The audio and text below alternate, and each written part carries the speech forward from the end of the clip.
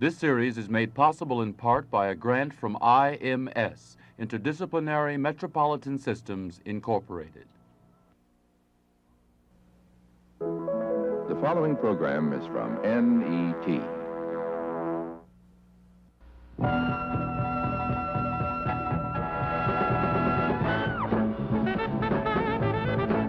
It's Soul, and this is your announcer, Joe Dennis. And tonight on Soul, a conversation between James Baldwin and Nikki Giovanni. And now, here to introduce the program is the producer of Soul, Ellis Hazlett.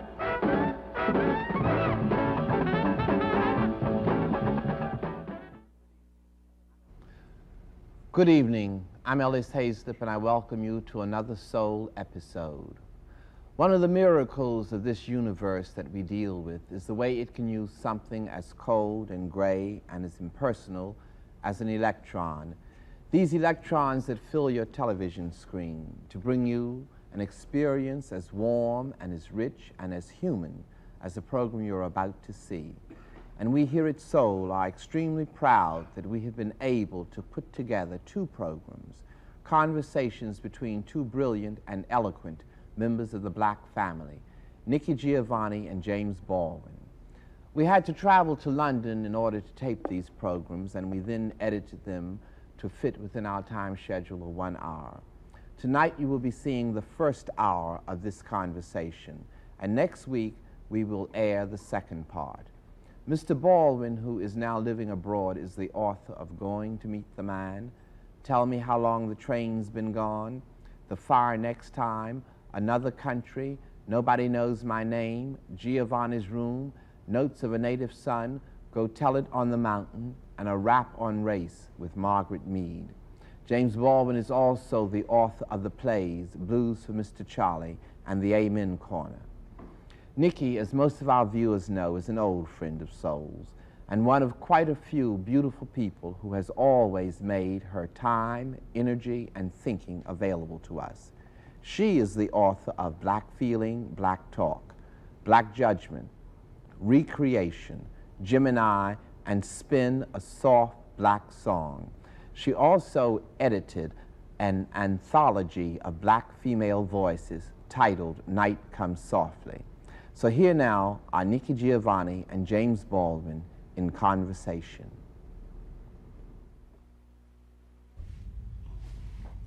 Jimmy, I'm really curious. Why did you move to Europe? Well, why or when? Why? I think I know when. I moved to Europe insofar as one can say I did. I moved to Europe first in 1948 because I was trying to become a writer and couldn't find in my surroundings, in my country, a certain stamina, a certain corroboration that I needed. For example, no one ever told me that Alexander Dumas was a mulatto, and no one had told me that Pushkin was black. And as far as I knew when I was very, very young, there had never been anything, as far as my father knew, which is much more important, there had never been anything called a black writer. You know. Can dig it. There still isn't. So when I was 24, I split. I came to Paris and worked and went home in 57 and worked and stayed and was based in New York, really, in and out, because work is on the one hand making speeches and on the other hand trying to write, you know. And I never was able to write in New York, so I would go out and do my work and come back and do my work, if you see what I mean. Yeah, I understand. And that all ended in a way, or something else began after Martin Luther King was murdered, and I spent a long time in limbo. And at the moment I'm based in the south of France, but there wasn't any way ever to leave America. You know, I would be a fool to think that there was someplace I could go where I wouldn't carry myself with me, or there was some way for me to live if I pretended I didn't have the responsibilities which in fact I do have. Mm-hmm. So I'm, in a way, just living, I'm a cat trying to make it in the world, because I'm condemned to live in the world. Condemned? condemned in the sense that And then in the sense of when you're young and also when you're old. You would rather, have around you, the expected things, to know where everything is, And it's a little difficult, but it's very valuable to be forced to move one place to another and deal with another set of situations all of the time, and to accept that this is going to be, it is, your life, and to use it, It means you, in a sense, become neither white nor black, and you learn a great deal about, you're forced to learn a great deal about the history out of which all these words and conceptions and flags and martyrdoms Right. come. Yeah.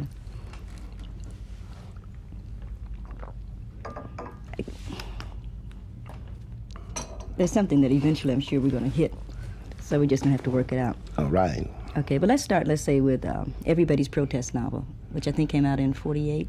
It came out in Squad. 49, something like that, Yeah. yes. When I was 6. Oh, Jesus. I thought it was a magnificent piece. As I went to first grade, I said, my God, somebody's really talking. How do you stand in relationship, say, to that novel now? To that, I mean, to to Everybody's the, Protest novel, yes. that essay now. Yeah.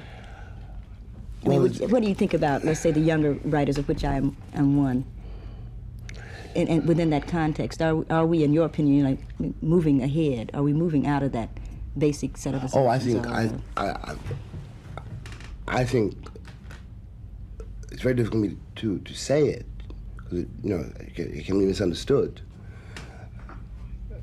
But you have no idea, and I can never express to you to what extent I depend on you, or I mean you, Nikki Giovanni, and also your generation. My generation, yeah. I can even say you have no idea, and I can never express that either, because in a way I have no right to say it, but I'm very proud of you. Something has moved, things move in a very strange way, and maybe inexpressible. If I wrote that essay today, for example, I would be writing a very different essay out of a very different kind of problem. I think that without quite realizing it, and no matter what our hang-ups are as of this very moment, the hang-up of my generation or the hang-up of your generation, and the terrible situation in which all of us find ourselves, one thing has changed, and that is the attitude that black people have toward themselves. Now, within that change, I don't want to be romantic about it, a great deal of confusion and incoherence, will go on for a very long time, Very. But that was inevitable. That moment had to come too, And Everybody's Protest novel, I was trying for myself, after all, first of all, to elucidate for myself a theology and the effects of a theology, which I, at that moment, realized I carried in myself. It was not the world that was my oppressor only. Because what the world does to you, if the world does it to you long enough and effectively enough, you begin to do it to yourself. You become a collaborator, an accomplice of your own murderers, because you believe the same things they do. They think it's important to be white, and you think it's important to be white. They think it is shameful to be black, and you think it is shameful to be black. And you have no corroboration around you of any other sense of life. All those corroborations which are around you are, in terms of the white majority standards, so deplorable, they frighten you to death. You don't eat watermelon. You get so rigid you can't dance. You can hardly move by the time you're 14. You're always scrubbed and shining. A parody of God knows what, because no white person's ever been, as clean as you have been forced to become. Yeah, it's true. And you got somehow to begin to break out of all of that and try to become yourself. It's hard for anybody, but it's very hard if you're born black in a white society. Hard because you've got to divorce yourself from the standards of that society. The danger of your generation, if I may say so, we will pursue this length if you like, Go on. is to substitute one romanticism for another. Because in fact, these categories are, to put it too simply, but with a certain brutal truth, these categories are commercial categories. It's true. There was a reason that when you and I were slaves, my son produced out of your body was by definition a slave. Mm-hmm. But the master's son also produced out of your body, depending on his color. If he was light enough, he could live in the big house. And if he wasn't, he took his condition from the condition of his mother. He was still a slave, though. He was a slave. He was a slave. He was a slave because even though he might be the master's son, the master could make money off of his son. Mm-hmm. The whole institution was threatened if a slave woman could produce a free man. Of course. And the dilemma begins there. Do you see what I mean? I don't see why it's a dilemma. If a The slave dilemma woman can began produce a there. free man, that A slave woman was That forbidden means anything that a she slave woman produces was then. forbidden by law. I said the reason of commercial to produce a free man, because once you have a free man out of the body of a slave, you no longer have a slave. that's true. You know, but it's very hard to recognize that the standards which have almost killed you are really mercantile standards. They're based on cotton. They're based on oil. They're based on peanuts. They're based on profits Yeah, to this day. to this hour, Yeah. which the church sanctifies. But the church is commercial.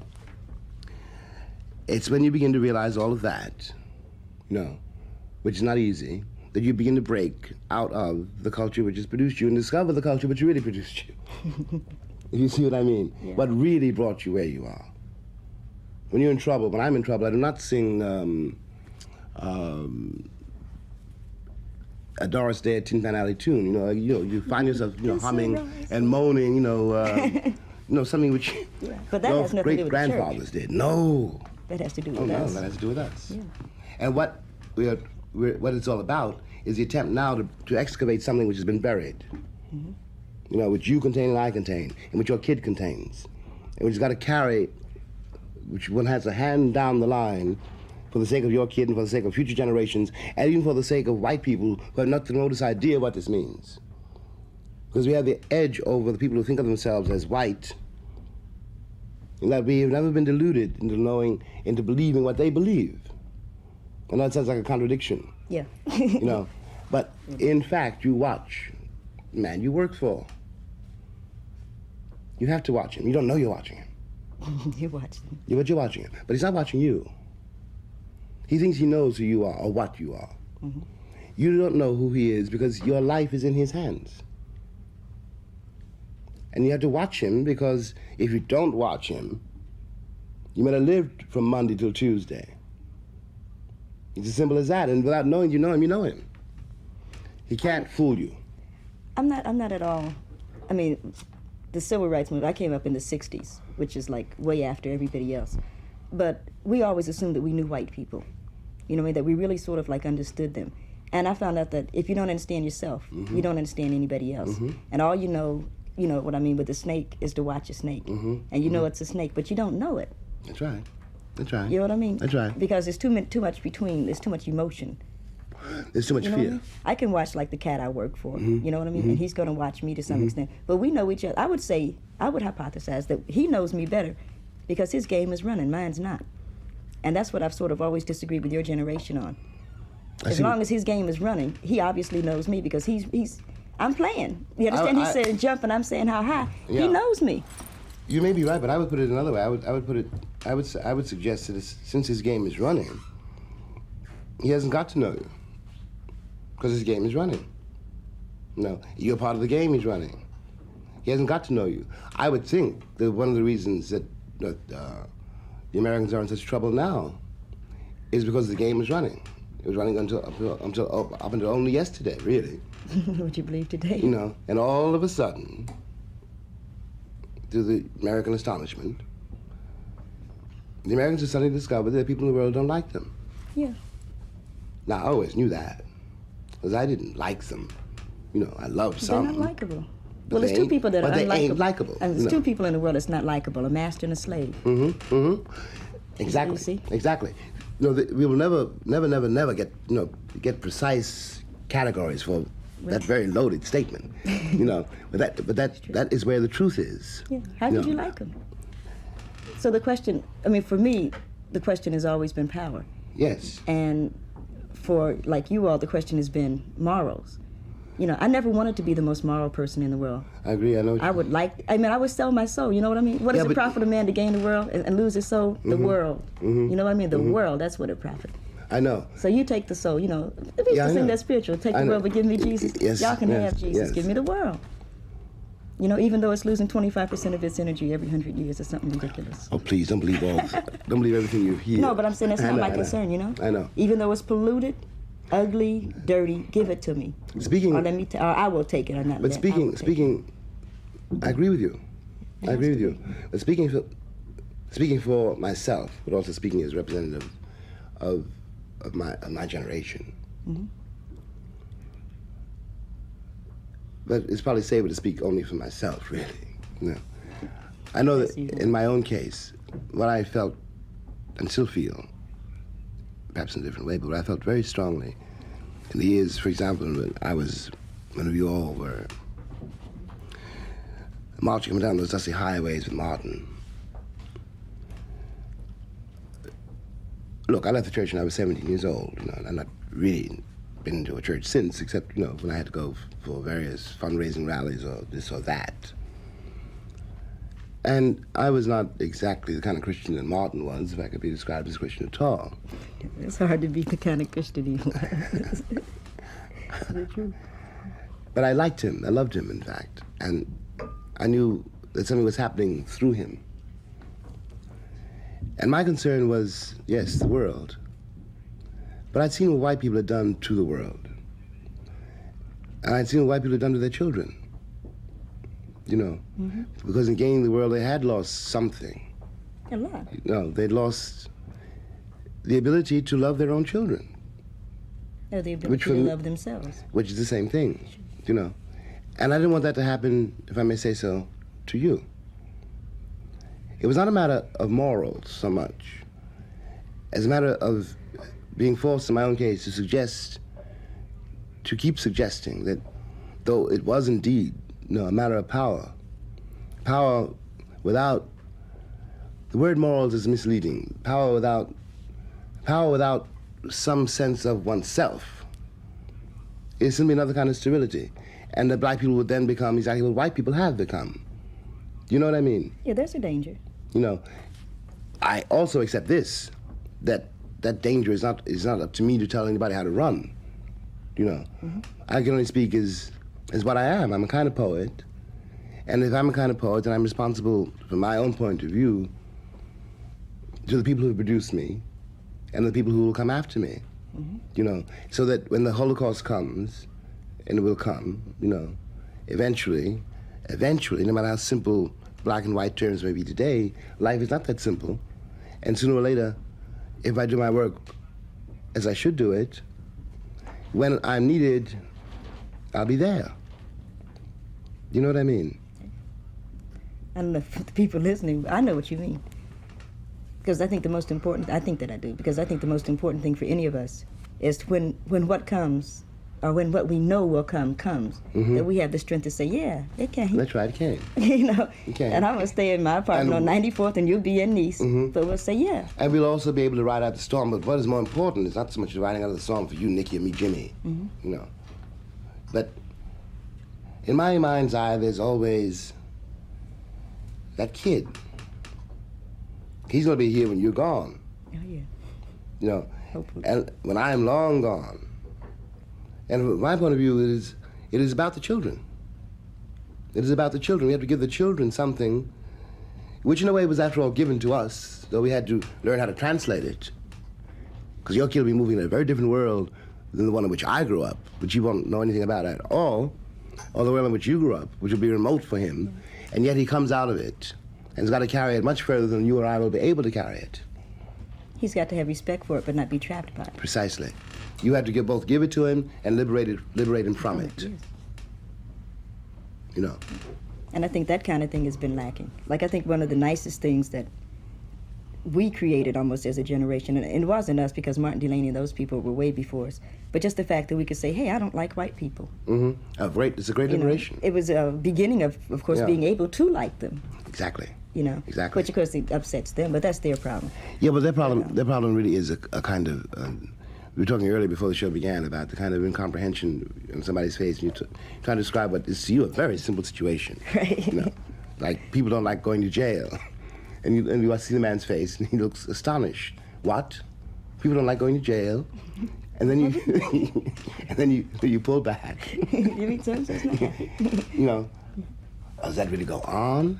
And you live with this all your life. And what you watch is that he knows it, really. He doesn't think that you know it. He doesn't think anybody will tell him. And if it comes in, as we were saying earlier, if he allows that to enter into his guts, he's a very different person. He may explode. He doesn't know what will happen if he allows this apprehension of someone else's experience to enter into him. Right. Because he's perpetuating his experience. And this is the crisis of the age. This is what Malcolm really meant when he said that white is a state of mind. Okay. You know. I won't argue that. On a certain level, because I tend to be parochial, for one thing, and I tend to care about Afro-Americans, which I would define as the sons and daughters of slaves and slave owners. Mm-hmm. You know what I mean? Mm-hmm. I have. That doesn't, by the way, sound very parochial to me. It's very parochial because I don't care about my third-row brothers and sisters and things like that I'm sure I should. But as we... You mean you're responsible for a certain situation? I just can't deal with it. Yes, I think know. that if everybody dealt with their own little situation, Yes. if I deal with my block and you deal with your block, we'll have two good... And Malcolm said that too. Yeah. So when we deal with white as being like a state of... Well, Malcolm said everything, which I would grant. No, really? He encompassed. But as we begin to try to deal, you know what I mean, with the world, we find that a lot of things break down. And we find that frequently a white face goes with a white mind. Mm-hmm. Occasionally, a black face goes with a white mind. Mm-hmm. Very seldom, a white face will have a black mind. But we find the frequent situation is a white face has a white mind. Yeah, but You know what I mean? So for the few mistakes that you would make, it's unfortunate. No, I know. You know, I wouldn't. To me, it's unfortunate. I wouldn't argue that at all. Yeah. No, I wouldn't argue that at all. No, it doesn't make any difference to me. As I said once somewhere, you know, that a cop is a cop. Well, cops are white. And you know, and he may be a very nice man, but I haven't got the time to figure that out. You know, all I know is he's got a uniform and a gun. You know, and I have to relate to him that way. You know, really that's the only way to relate to him at all. Because one of us is, one of us may have to die. One of us, you know, in New York, there's a big campaign going on to humanize the policeman, and they have billboards upstate, and they have a picture of a big cop bending over this little blonde girl. Mm-hmm. And the sign say, and some people call him Pig. Mm-hmm. And I wanted to buy a billboard. I told a friend of mine, I want to buy a billboard and show this big cop and this 14-year-old kid with 30 bullets in him and saying some people call him Peacemaker. You know? You ought to do one thing. One thing Lorraine Hansberry said, get this photograph. When we had that famous meeting with Bobby Kennedy, Lorraine said to Bobby, who was also dead. Everybody's dead. You know. Lorraine said to Bobby, in answer to something about black manhood, Jerome Smith had been talking about black men. And Lorraine said she wasn't worried about black men because they'd done very well, all things considered. She was very proud of them. But she told Bobby, she said, I'm very upset about the state of that civilization which produced that photograph of that white cop in Birmingham standing on that black woman's neck. Yeah. You know.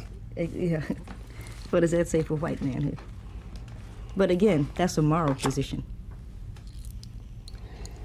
Well, you follow what I mean? Yeah, I do. That means that we're on top of the situation by being on bottom. And many of us would like to see it the other way around. I'm not quite that romantic, or even if you want to use the word moral, quite that moral. I simply know, I think I know. You know, look, I'm not a financier. You know, I'm not a banker. I'm not a practical man, so to speak. You know, I'm what I am, and I know the choices I've had to make in my own life to be able to shave in the morning, to look myself in the face in the morning.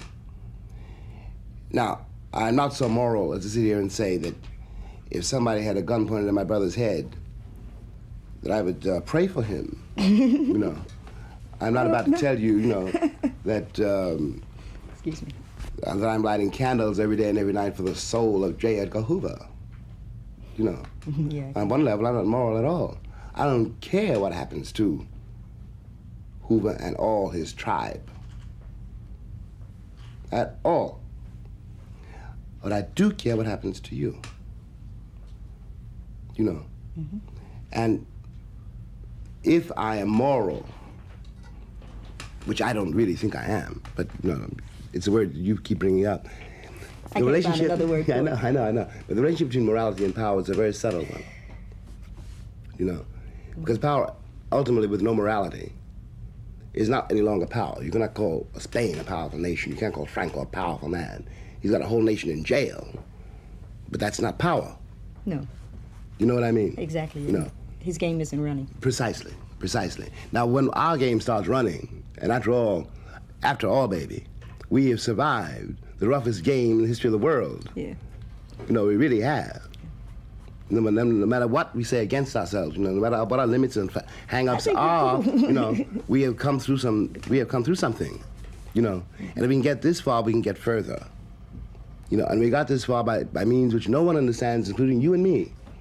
We're only beginning to apprehend it, and you're a poet precisely because you are beginning to apprehend it and put it into a form, you know, which will be useful for your kid and his kid, you know, and for the world. Because we're not obliged to accept the world's definitions. Just because white people say they're white, we're not obliged to believe it. You know, I could see. just because the Pope says he's a Christian, we're not obliged to believe it. It would be crazy You know, if we did. we have to make our own definitions and begin to rule the world that way. Because kids, white and black, cannot use what they have been given. You know, And they're rejecting it. they're rejecting it. Nobody wants to become the president of Pan Am, or the governor of California, or Spiro Agnew. The kids want to live. Yeah. You know, and we have, out of a terrifying suffering, a certain sense of life which everybody needs. You know, and that's morality for me. You know, you use the word morals, I would use the word energy. Okay. You see what I mean? I can follow that, yeah. You know, anyway, it's a very mysterious endeavor, isn't it? You know, because the key is love. I was gonna say it's hard to figure out black people, and that's no, really. I mean, you know, because I know. it's very hard because you say, let's say somebody like you, you've been out of the church for a long time. Okay, I grew up, of course, in a Baptist church, and I really dig the church. I do too. I think it's a very cool. I do too. I can't dig the theology, but the music and the energies of the church. Yes. But then I went to the New York Community Choir had its anniversary recently, its first anniversary, and I went up to an AME Zion church, as a matter of fact, and some lady was singing, "Yes, Jesus Loves Me," and people started shouting. You know what I mean? Yes, Jesus. Yeah. People were shouting, and it hit me as I was sitting there. My God, as a so-called black militant, I have nothing stronger to offer than Jesus. Yeah, Can you but you dig see, but you, baby. And that was it blew. As a matter of fact, What I in church we- and said, "Ain't that a bitch?" As I was testifying, "Ain't that?" It blew my mind. Baby, what we did with Jesus was not supposed to happen. You know, I at could all. believe that. No. Yeah. We took that cat over We did. and made him ours. There's nothing whatever to do with that white Jesus in Montgomery, Alabama, in that white church. We did something else with him. We made him ours. Something in us knew that he was always really a nigger, because Swedes don't come from Israel. You know, you had to be fairly dark. Well, white people really deal more with God, and black people more with Jesus. No, they don't even deal with God. You know, they don't deal with God. They deal with God. For them, seems to be some metaphor for purity and for safety. You know, the whole heart of the Christian legend has always been, in some sense, impressed me as being, really obscene, and it's the key to all the dirty jokes which come afterwards. You know, can you imagine what would happen to you, Nikki? I'm married to you. I go out to work. I come home. And you say to me, "Baby, you know what happened today?" I said, "No, what happened?" "Well, the Holy Ghost came by." "Oh, he did he?" And Joe, the Holy Ghost whispered in my ear, "I'm pregnant." Now,